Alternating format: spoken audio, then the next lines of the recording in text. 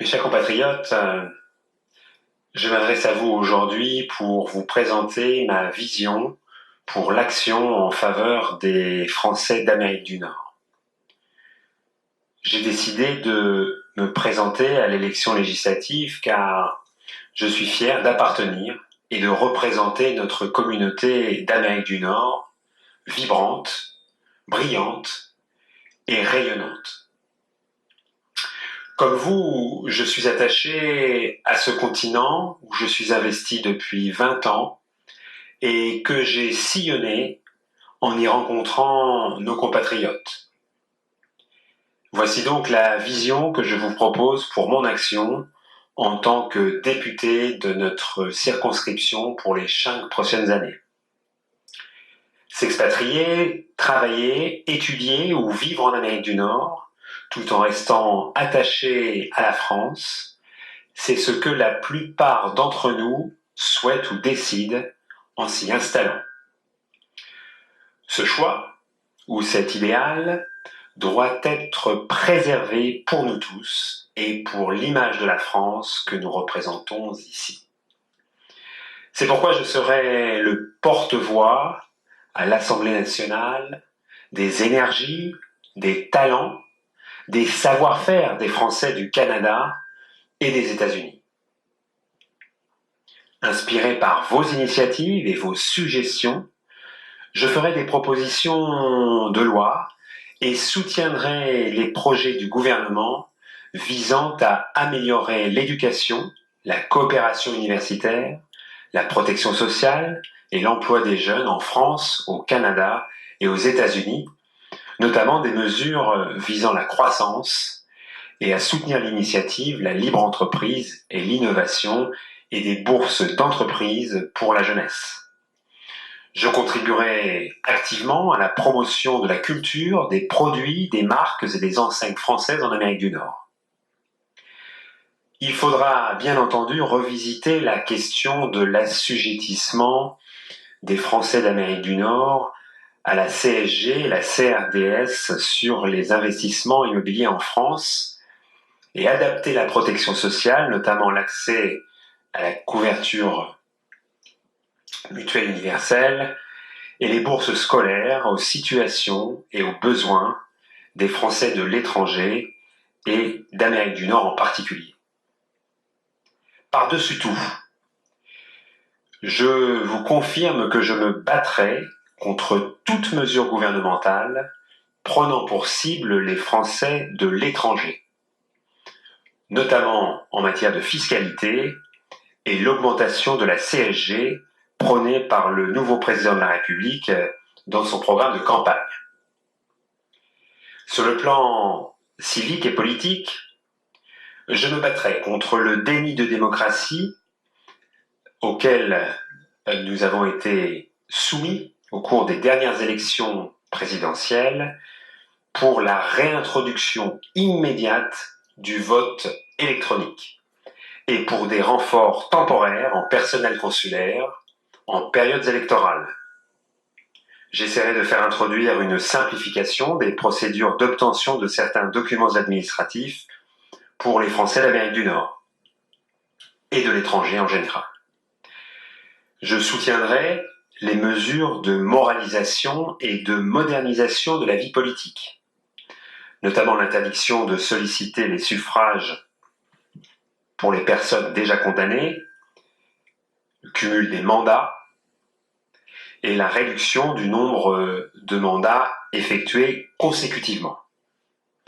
Enfin, j'entends constituer une coalition de l'ensemble des parlementaires français de l'étranger, de tous bords politiques à l'Assemblée nationale, pour mieux coordonner nos actions au Parlement en faveur des Français de l'étranger.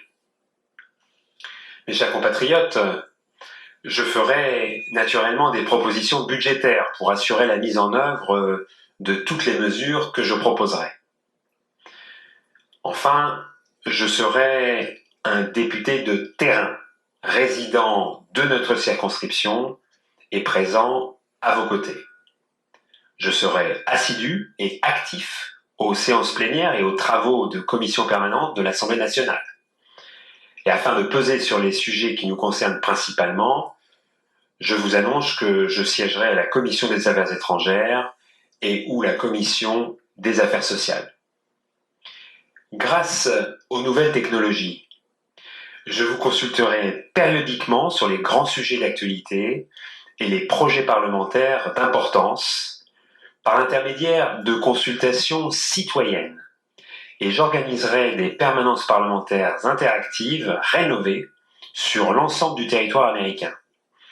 Je souhaite ainsi vous associer directement aux positions que je défendrai à l'Assemblée nationale et vous en rendre compte naturellement.